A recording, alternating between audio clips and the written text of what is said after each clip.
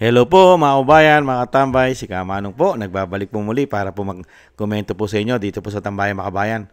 Samahan niyo po inyong lingkod. Magandang umaga po muna, tanghali, hapon, gabi. Madaling araw po sa ating lahat. Sana po nasa maayos at mapayapa po tayong kalagayan. Ito po mga tambay, komentuhan po natin.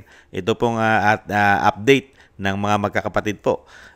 Si Mayor Baste at si Kitty Duterte po mga tambay. At sila po'y kumpleto na sa The Hague, sa Netherlands, ang apat pong magkakapatid. Umpisa na po natin mga tambay. Pakinggan po natin ang update po nila Mayor Baste at ni Veronica Kitty Duterte sa ating dating Pangulong Duterte. Umpisa na po natin pakinggan. Kamusta naman po si Tatay? Dahil uhaw na uhaw talaga kami sa balita kay Tatay. Buhay pa naman siya. Pero hindi siya yung dapat na yung isang tao na ganun yung kondisyon niya sa edad niya na dapat nasa isang detention center. You know what I mean? Yes. Sa kalagayan niya at saka huwag na lang natin i-mention yung kung anong contribution niya sa Pilipinas. Huwag na lang yon. Yung kalagayan niya lang yung iisipin at kalusugan ng tao. He's already 80 years old, tapos ganon yung treatment ng Philippine government. The head of state is Bongbong Marcos, diba? Ganon yung treatment niya sa tao. Another one, I do not know if this will go well with the with the Dutch, pero you are very sensitive when it comes to human rights. So sana maisip nila rin na they should open the debate. Yun lang naman dapat sana. Wala naman, we're not against, kung sino man nagpapatakbo or this place or this country is allowing it to happen, but they should open up the debate to put an 80-year-old individual na medyo may problema na sa kalusugan, may mga sakit na rin, na bakit nandyan siya at ano ba talaga yung kasalanan niya, diba? Because kung ako tatanungin nyo, if it is a war against drugs, kasi yun yung dahilan ng mga who is opposing him, kaya nandito siya. Sino ba ang tinatamaan nun? If you are against drugs, di yung tinatamaan nun yung mga nagbebenta, mga poser, mga drug lord. So paano sa naging mali doon? Because he wants to save the victims of these people. So anong kasalanan ng tao ngayon na nandyan siya sa dito ngayon? Ayoko na magalit. Ano pong napag-usapan nyo? Ano pong napag-usapan nyo po ngayon sa Dalao? Wala naman, mga nangungumusta lang sa Davao. Sabi ko, traffic. Kasi hindi naman nagre-release talaga ng budget yung legislatura natin. Walang budget yung DOTR to go through with the Davao bus system. Mga ganun bagay. Trivia lang naman. Tapos balita sa pamilya, we were talking about the mga apo niya.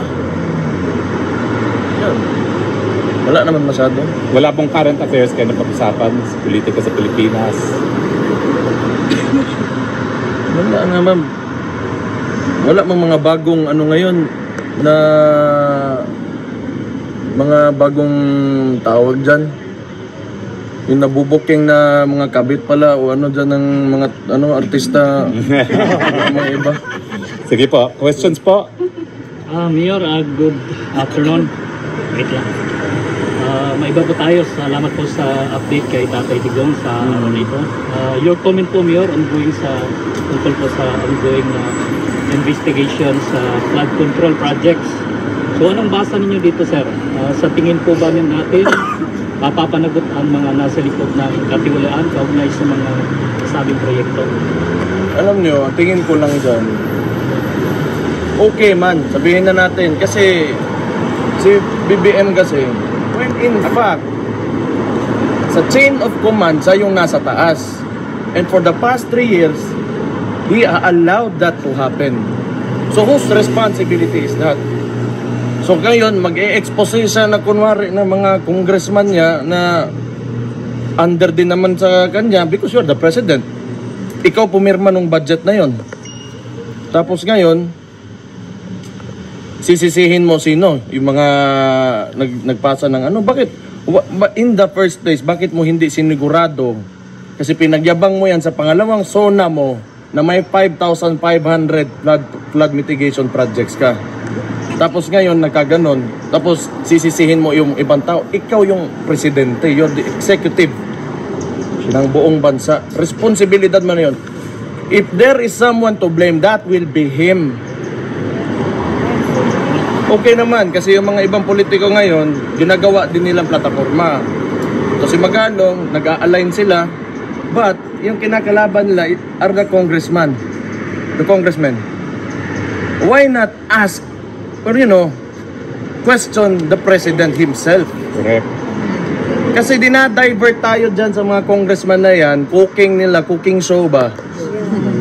But, sino man yung responsable talaga ng lahat? Sino pumirma ng budget? At sino implementing agency?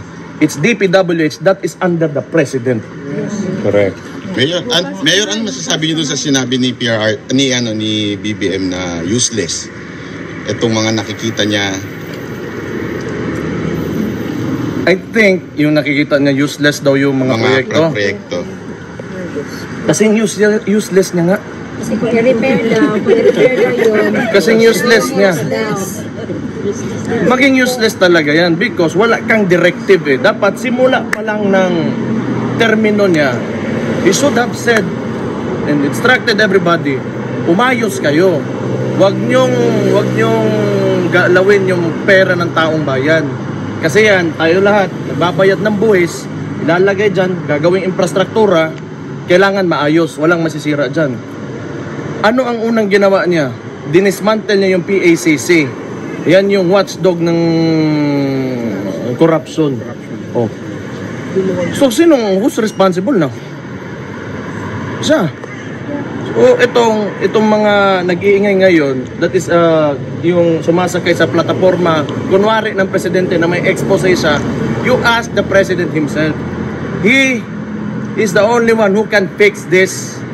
Hindi yung pagtuturo niya sa mga congress, it will not fix anything. It will not fix anything.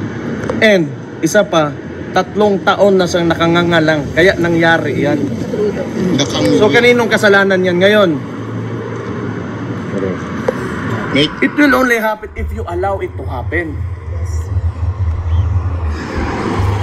Ngayon lang na gano'n na, tapos laking tawhanan ng putang igit ng buwis. Next question. Next question. Yan po mga tambay, mahaba pa po yan. At real talk po yun, na real talk po ni Mayor Baste. Ang administrasyon po, lalong-lalo po ang sinasabi pong may bisyo na pulburon mga tambay. Yan tinatawag po na bangag mga kababayan. Na real talk po yun.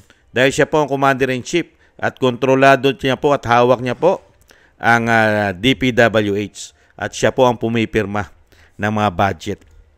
Kaya yung sinasabi po, dinadivert lang po talaga ang issue at dinadala po sa mga contractors at mga congressman.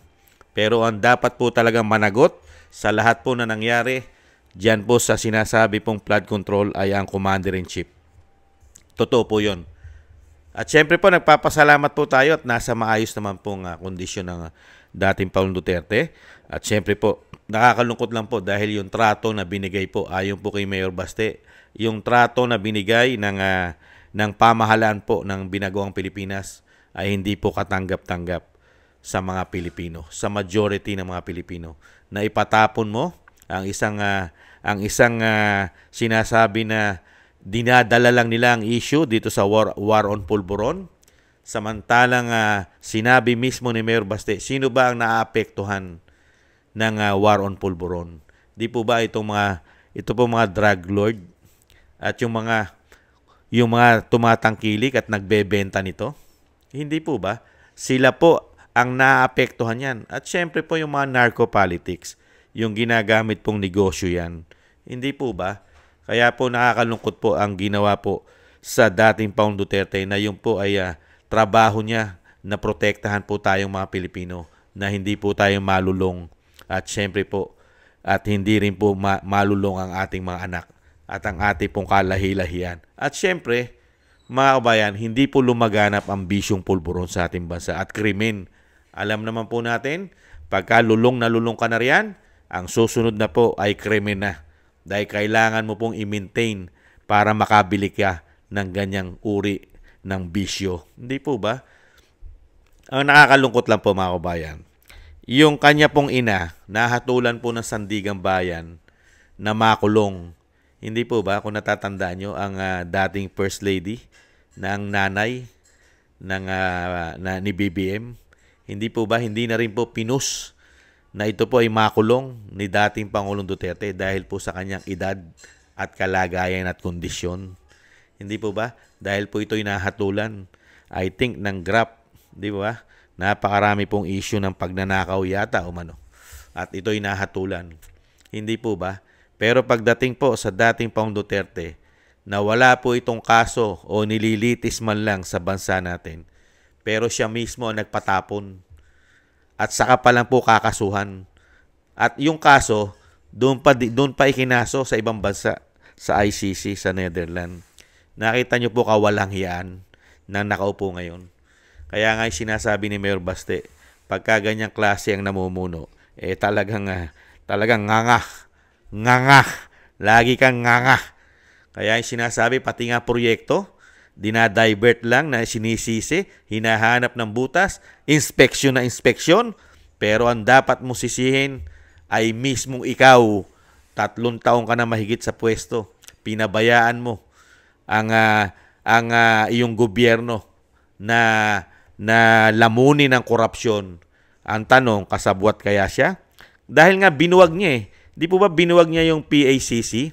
Yung sinasabi ni Mayor Baste. Ano po ba yung PACC? Di po ba yun yung lalaban at mag-iimbestiga? Lalo-lalo po sa korupsyon sa gobyerno. Di po ba? Bakit niya binuwag yung PICC? Di po ba? Kaya wala na pong lumalaban sa korupsyon.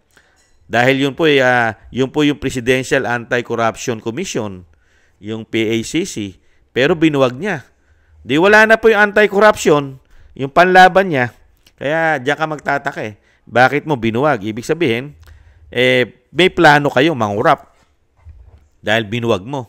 At ito'y systematic, hindi po ba?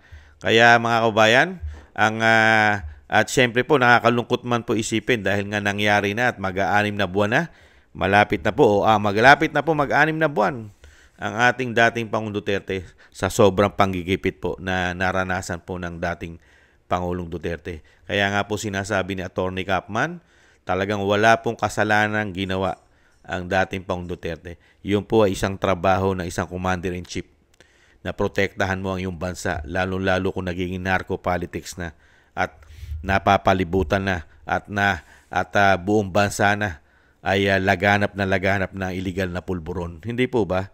Kaya may panahon po yan, panahon lang po yan. Yung panahon naman po ay lumilipas.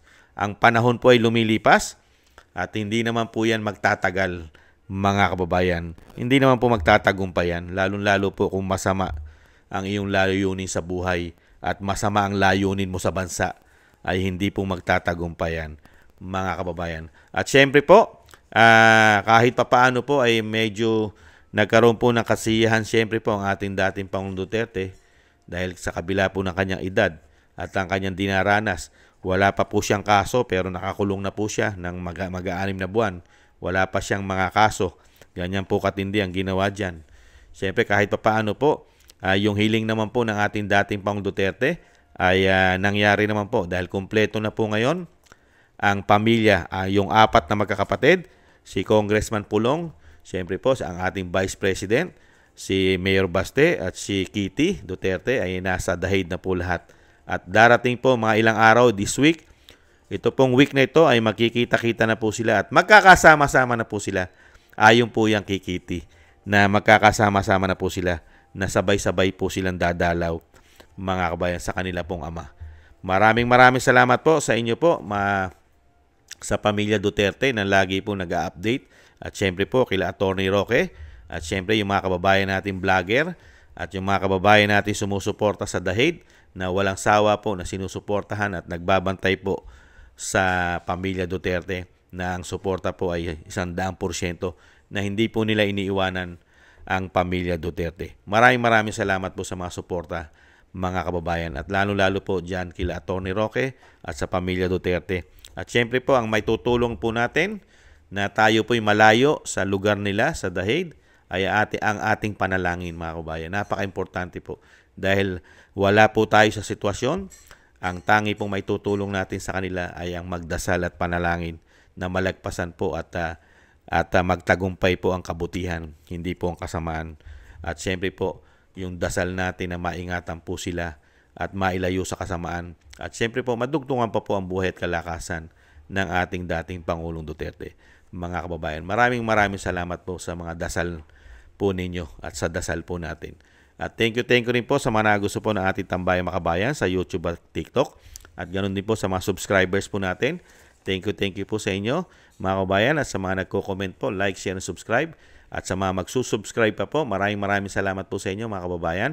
At shoutout po sa mga nagbibigay po ng pangkape, mga kababayan. Thank you po. Shoutout po, Gay at Siena, Norma Garcia, Michelle Yamaguchi Vlog, Rosalina RK Team 888, Wills Bubbles 5697, si Arpel Villacorta, Chodorico Erguisa Jr., si Annie Jo, ako si Pilam, Jovelyn Watanabe ng Japan, si Jem Aris na United Arab Emirates, Julieta Celona na Sydney, Australia, si Gina Ray Solidides ng Berlin, Germany, Jake Yahoo 4531 ng Maisog, California, USA, Eric Hershio ng Canada, Kingston 123 ng Hong Kong, si Ma'am LB at Sir Manny ng North Miami, Florida, USA. Thank you po sa inyo, mga kabayan. Ingat po, lalo po sa inyong mga paggawa. At ganun din po, mag-ingat po tayo, mga kabayan, at magdasal din po at manalangin para po sa pag-iingat po ng ating buong sambayanan at sa ating po mga sarili, siyempre po. Paalam po, sa muli, mga kabayan. Salamat po sa mga dasal. Thank you po. Bye-bye.